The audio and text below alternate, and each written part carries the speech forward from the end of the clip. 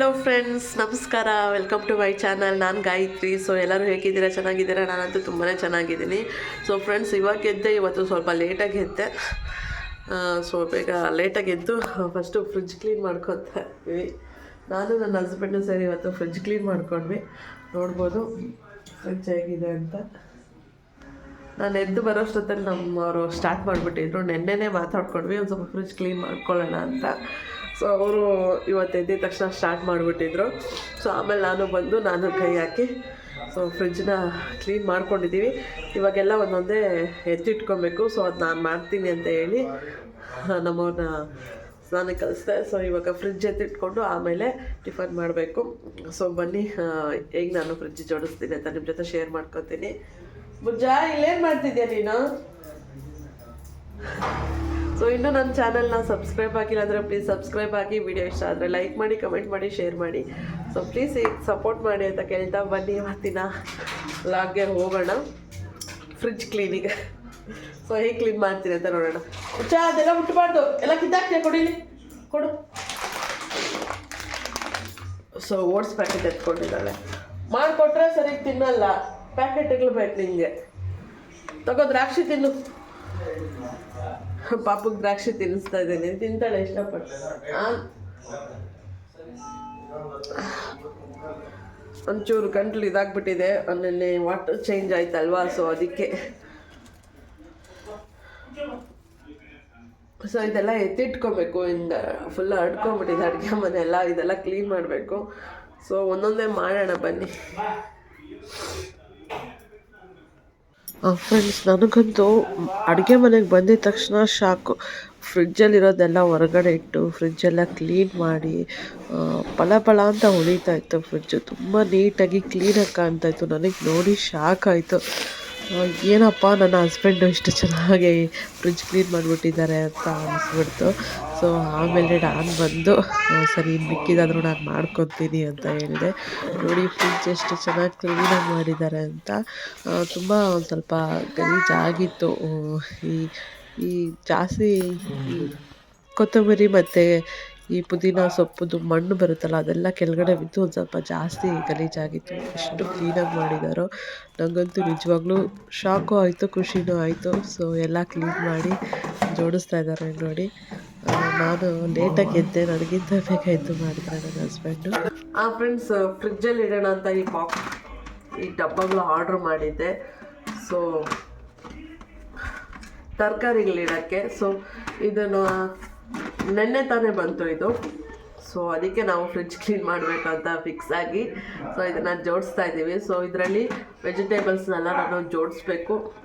ಹೇಗೆ ಜೋಡಿಸ್ತೀನಿ ಮಾಡ್ತೀನಿ ಅಂತ ನಿಮ್ಮ ಜೊತೆ ಶೇರ್ ಮಾಡ್ಕೊತೀನಿ. ಸೊ ನೋಡಿ ಹೇಗಿದೆ ಅಂತ. ಎಷ್ಟು ಕೊಟ್ಟಿದ್ದಾರೆ ಗೊತ್ತಾ? 4 ಕೊಟ್ಟಿದ್ದಾರೆ. 4 ಬಾಕ್ಸನ್ನು ಬಂದಿದೆ. ನೋಡೋಣ, ಚೆನ್ನಾಗಿತ್ತು ಅಂದರೆ ಇನ್ನೊಂದು ಸೆಟ್ ಆರ್ಡ್ರ್ ಮಾಡೋಣ ಅಂತ ಅಂದ್ಕೊಂಡಿದ್ದೀನಿ. ಇವಾಗ ಇದರಲ್ಲೆಲ್ಲ ತರಕಾರಿಗಳು ಜೋಡಿಸ್ಬೇಕು. ಅದು ಜೋಡಿಸ್ಕೊಂಬಿಡ್ತೀನಿ. ಫಸ್ಟ್ ತರಕಾರಿಗಳನ್ನೆಲ್ಲ ಒಂಚೂರು ನೋಡ್ಕೊತೀನಿ, ಯಾವುದಾದ್ರು ಹೋಗಿದೆಯಾ ಚೆನ್ನಾಗಿದೆ ಅಂತ ನೋಡಿಕೊಂಡು ಒಂದೊಂದೇ ಇದು ಮಾಡ್ಕೊತೀನಿ. ನವಿಲುಕೋಳೆಲ್ಲ ಇದೆ. ನವಿಲುಕೋಳು, ಆಲೂಗಡ್ಡೆ ನೋಡಿ ಮೊಳಕೆ ಬಂದ್ಬಿಟ್ಟೈತೆ.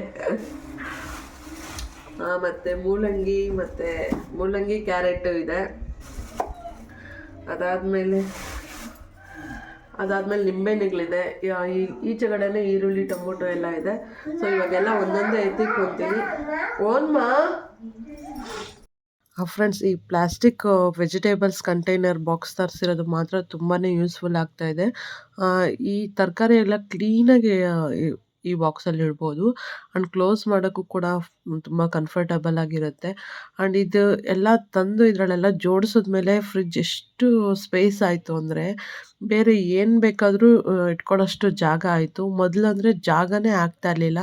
ಆ್ಯಂಡ್ ಯಾವುದಾದ್ರೂ ಒಂದು ತರಕಾರಿ ಹೋಗ್ಬಿಟ್ಟಿದ್ರೆ, ಇವಾಗ ನಾವು ಕ್ಯಾರೆಟ್ ಜೊತೆ ನಾವು ಈ ಸೌತೆಕಾಯಿ ಏನೋ ಇಟ್ಟಿದ್ದೀವಿ ಅಂದ್ಕೊಳ್ಳಿ, ಕ್ಯಾರೆಟಲ್ಲಿ ಯಾವುದಾದ್ರೂ ಒಂದು ಹೋಗಿತ್ತು ಅಂದರೆ ಸೌತೆಕಾಯಿಯು ಹಾಳಾಗೋಗಿರೋದು, ಆಲೂಗಡ್ಡೆ ಅವೆಲ್ಲ ಹಾಳಾಗೋಗಿರೋದು.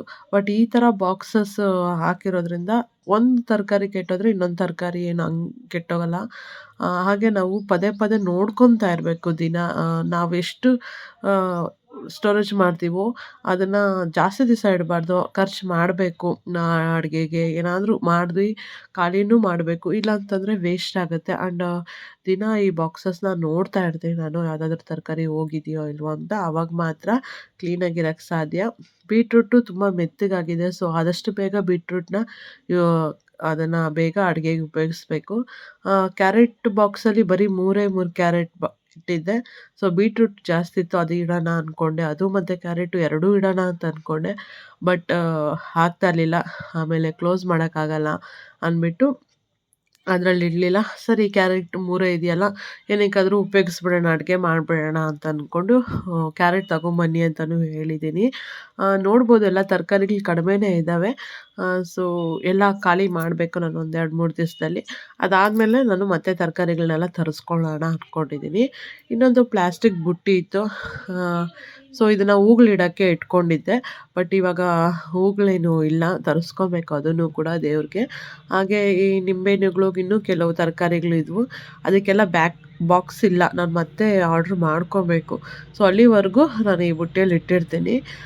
ಸೊ ಇದನ್ನು ಕೂಡ ಕಣ್ಮುಂದೆ ಇದ್ದರೆ ಹಂಗೆ ಕಾಣಿಸೋ ಥರ ಇಟ್ಟರೆ ನೋಡೋಕ್ಕಾಗುತ್ತೆ, ಯಾವುದು ಹೋಗಿದೆಯೋ ಇಲ್ವೋ ಅಂತ ನೋಡೋಕ್ಕಾಗುತ್ತೆ, ಹಾಗೆ ಉಪಯೋಗಿಸ್ಬೋದು ಅಡುಗೆಗೆ. ಸೊ ಈ ಪ್ಲಾಸ್ಟಿಕ್ ಬುಟ್ಟಿಯಲ್ಲಿ ಇನ್ನು ಉಳಿದಿರೋ ಕೆಲವು ತರಕಾರಿಗಳನ್ನೆಲ್ಲ ನಾನು ಇಟ್ಟಿದ್ದೀನಿ. ಹಾಗೆ ಪುದೀನ ಸೊಪ್ಪು ಮತ್ತು ಕೊತ್ತಂಬರಿ ಎಲ್ಲ ಕವರಲ್ಲೇ ಇತ್ತು. ಸೊ ಅದನ್ನು ನಾನು ಒಂದು ಬಾಕ್ಸಲ್ಲಿ ಹಾಕ್ಕೊಳ್ತಾ ಇದ್ದೀನಿ. ಇವಾಗ ಹಾಕ್ತಿರೋ ಬಾಕ್ಸ್ ಯಾವ್ದು ಗೊತ್ತಾ, ಡ್ರೈ ಫ್ರೂಟ್ಸ್ ಬಂದಿತ್ತು ಈ ಬಾಕ್ಸಲ್ಲಿ. ಸೊ ಆ ಬಾಕ್ಸ್ನ ಬಿಸಾಕ್ದಿರ ವೇಸ್ಟ್ ಮಾಡಬಾರ್ದು ಅಂತ ಅಂದ್ಬಿಟ್ಟು ಇವಾಗ ಈ ಪುದೀನ ಸೊಪ್ಪೆಲ್ಲ ಇದೆಯಲ್ಲ ಅದನ್ನೆಲ್ಲ ಕ್ಲೀನಾಗಿ ಜೋಡಿಸ್ಕೊತಾ ಇದ್ದೀನಿ. ಯಾಕಂತಂದರೆ ಕೊಳ್ತೋಗ್ಬಾರ್ದು. ಸೊ ಒಂಚೂರು ಏನಾದರೂ ಕೊಳ್ತೋದ್ರೆ ಅದು ಹೋಗ್ಬಿಡುತ್ತೆ, ಅದು ಬೇರೆ ಸಮೇತ ಇದ್ದಾಗನೇ ಅದು ಜಾಸ್ತಿ ಕೊಳ್ತೋಗೋದು. ಸೊ ಅದಕ್ಕೆ ನಾನು ಎಲ್ಲ ಕ್ಲೀನಾಗಿ ಬಿಡಿಸ್ಕೊಂಡು ನಾನು ಪುದೀನ ಸೊಪ್ಪು ಒಂದು ಬಾಕ್ಸಲ್ಲಿ ಎತ್ತಿಟ್ಕೊತಾ ಇದ್ದೀನಿ. ಇದನ್ನು ಹಾಕಿ ಫ್ರಿಜ್ಜಲ್ಲಿ ಇಡ್ತೀನಿ. ಸೊ ಫ್ರಿಜ್ ಒಳಗಡೆ ಏನೇನು ಇಡಬೇಕು ಅದನ್ನೆಲ್ಲ ಫಸ್ಟು ನಾನು ರೆಡಿ ಮಾಡ್ಕೊತಾ ಇದ್ದೀನಿ. ಆಮೇಲೆ ಒಂದೊಂದೇ ಫ್ರಿಜ್ಜಲ್ಲಿ ಜೋಡಿಸ್ಕೊತೀನಿ. ಹಾಗೆ ಇಲ್ಲಿ ಜಾಸ್ತಿ ಆಗೋಯಿತು ಕಟ್ಟೆ ಮೇಲೆ ತರಕಾರಿಗಳೆಲ್ಲ, ಅದಕ್ಕೆ ಜೋಡಿಸ್ಕೊಂಬಿಡೋಣ ಅಂತ ಜೋಡಿಸ್ಕೊತಾ ಇದ್ದೀನಿ. ನನ್ನ ಮಗಳಂತೂ ಪದೇ ಪದೇ ಬರೋದು, ಅವಳು ಯಾವುದಾದ್ರೂ ತರಕಾರಿಗಳು ಎತ್ಕೊಳ್ಳೋದು ಮಾಡೋದು ಮಾಡ್ತಾಯಿದ್ಲು.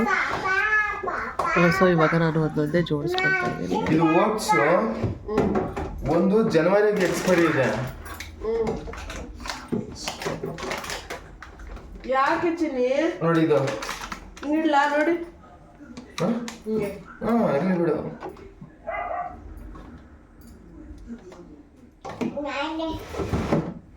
ಇದು ನೋಡಿ, ಇದು ಜನವರಿಗೆ ಎಕ್ಸ್ಪೈರಿ ಇದೆ. ಬೇಕಾ ನಿಮ್ಮೇನು ಇವಾಗ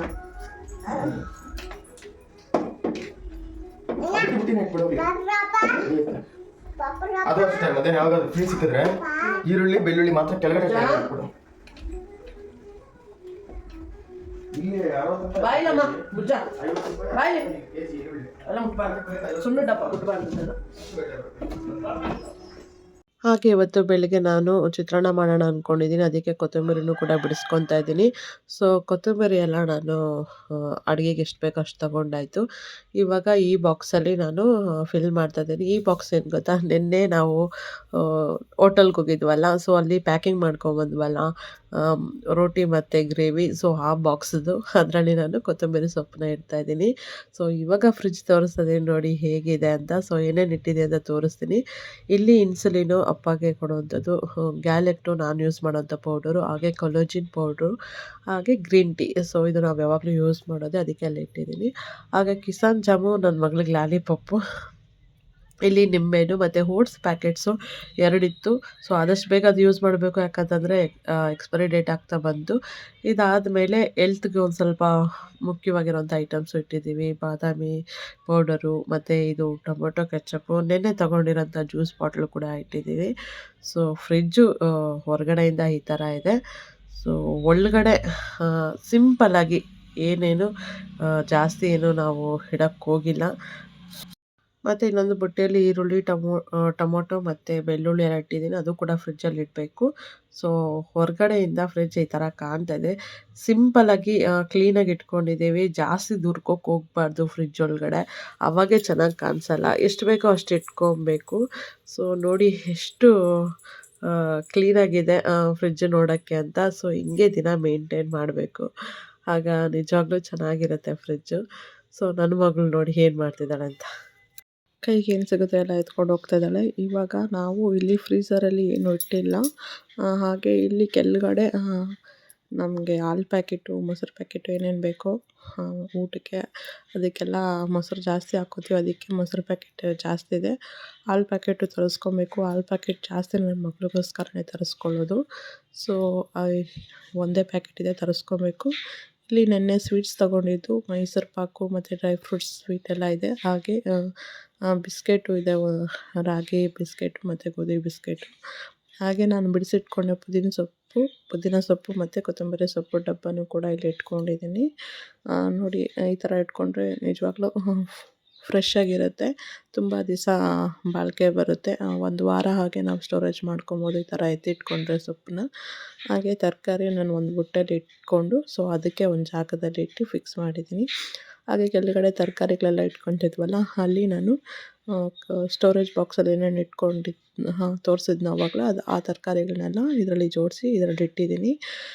ಸೊ ಇನ್ನು ಈರುಳ್ಳಿ, ಟೊಮೊಟೊ ಎಲ್ಲ ಫ್ರಿಜ್ಜಲ್ಲಿ ಇಡಲ್ಲ, ಹಾಗೆ ಎತ್ತಿಟ್ಟಿರ್ತೀನಿ. ಈರುಳ್ಳಿ, ಬೆಳ್ಳುಳ್ಳಿ ಫ್ರಿಜ್ಜು ಕೆಳಗಡೆ ಒಂದು ಬಾಕ್ಸ್ ಇದೆ, ಓಪನ್ ಮಾಡೋದು, ಕೆಳಗಡೆ ಟ್ರೇ ಥರ ಬರುತ್ತೆ, ಅದರಲ್ಲಿ ಇಟ್ಕೊಳ್ಳೋಣ ಅಂತ ಅಂದ್ಕೊಂಡಿದ್ದೀನಿ. ಸೊ ಇಷ್ಟು ಫ್ರಿಜ್ ಟೂರ್ ಆಗಿತ್ತು. ಫ್ರೆಂಡ್ಸ್ ನೋಡಿದ್ರಲ್ಲ ನಮ್ಮ ಮನೇಲಿ ಹೇಗೆ ಫ್ರಿಜ್ ಕ್ಲೀನ್ ಮಾಡ್ಕೊಂಡ್ವಿ. ಸೊ ನಾವೇನೆಲ್ಲ ಐಟಮ್ ಇಟ್ಟಿದ್ದೀವಿ. ಸೊ ಎಷ್ಟು ನೀಟಾಗಿ ಕಾಣ್ತಾ ಇದೆಯಲ್ಲ. ಫ್ರಿಜ್ ಈ ಥರ ಇಟ್ಕೊಂಡ್ಬಿಟ್ಟಿದ್ರೆ ತುಂಬಾ ಹೈಜೀನು ಇರುತ್ತೆ. ಹಾಗೆ ತರಕಾರಿಗಳು ಬೇಗ ಕೆಡಲ್ಲ, ಚೆನ್ನಾಗೂ ಇರುತ್ತೆ, ಒಳ್ಳೆ ಲುಕ್ಕು ಇರುತ್ತೆ, ಸೊ ಕ್ಲೀನಾಗೂ ಇರುತ್ತೆ. ಸೊ ಇಷ್ಟು ಸಾಕಲ್ವಾ ಅಡುಗೆ ಮಾಡೋಕ್ಕೆ. ಒಂದು ಸ್ವಲ್ಪ ಎಲ್ಲ ಚೆನ್ನಾಗಿತ್ತು ಅಂದರೆ ನೋಡ್ಬೋದು. ಹಾಗೆ ಫ್ರಿಜ್ಜಲ್ಲಿ ನಾವು ತರಕಾರಿಗಳು ಎಲ್ಲ ಇಟ್ಬಿಟ್ಟಿರ್ತೀವಿ, ಮತ್ತು ಅದನ್ನ ನಾವು ಸರಿಯಾಗಿ ನೋಡಲ್ಲ. ಸೊ ಅದಕ್ಕೆ ಫಸ್ಟು ಆಗಾಗ ದಿನಕ್ಕೆ ಒಂದ್ಸರಿ ಅದು ಚೆಕ್ ಮಾಡಬೇಕು, ತರಕಾರಿಗಳು ಏನೇನಿದ್ದಾವೆ, ಹೇಗಿದ್ದಾವೆ, ಹೋಗಿದೆಯಾ, ಏನಾದರೂ ಇದೆಯಾ ಅಂತ. ಸೊ ಅವೆಲ್ಲ ನೋಡಿಕೊಂಡ್ರೆ ಅವಾಗ ಕೊಳ್ತೋಗೋದು, ಫ್ರಿಜ್ಜಿಗೆ ಗಲೀಜಾಗೋದು ಎಲ್ಲ ಆಗಲ್ಲ. ಸೊ ಕ್ಲೀನಾಗಿ ಮೇಂಟೈನ್ ಮಾಡ್ಬೋದು. ಸೊ ಇದು ಸಿಂಪಲ್ಲಾಗಿ ನನ್ನ ಮನೆ ಫ್ರಿಜ್ ಕ್ಲೀನಿಂಗು ಮತ್ತು ಫ್ರಿಜ್ ಟೂರ್ ನಿಮಗೆ ತೋರಿಸಿದ್ದೀನಿ. ಸೊ ಈ ವಿಡಿಯೋ ಇಷ್ಟ ಆಗಿದ್ದರೆ ಕಮೆಂಟ್ ಮಾಡಿ, ಲೈಕ್ ಅಂತೂ ಮಾಡಲೇಬೇಕು ಪ್ಲೀಸ್. ಕಷ್ಟಪಟ್ಟು ವೀಡಿಯೋಸ್ ಮಾಡ್ತಾಯಿದ್ದೀನಿ, ಪ್ಲೀಸ್ ವೀಡಿಯೋಸ್ ಲೈಕ್ ಮಾಡಿ, ಕಮೆಂಟ್ ಮಾಡಿ, ಶೇರ್ ಮಾಡಿ. ಹಾಗೆ ಇನ್ನೂ ಯಾರಾದರೂ ಸಬ್ಸ್ಕ್ರೈಬ್ ಆಗದೆ ನಾನು ವೀಡಿಯೋ ನೋಡ್ತಿದ್ರೆ ಪ್ಲೀಸ್ ನನ್ನ ಚಾನಲ್ಗೊಂದು ಸಬ್ಸ್ಕ್ರೈಬ್ ಬಟನ್ ಕ್ಲಿಕ್ ಮಾಡಿ, ಒಂದು ಲೈಕ್ ಕೊಡಿ ಅಂತ ಕೇಳ್ಕೊತ ಮತ್ತೆ ಮುಂದಿನ ವ್ಲಾಗಲ್ಲಿ ಭೇಟಿ ಆಗ್ತೀನಿ. Thanks for watching. Bye everyone.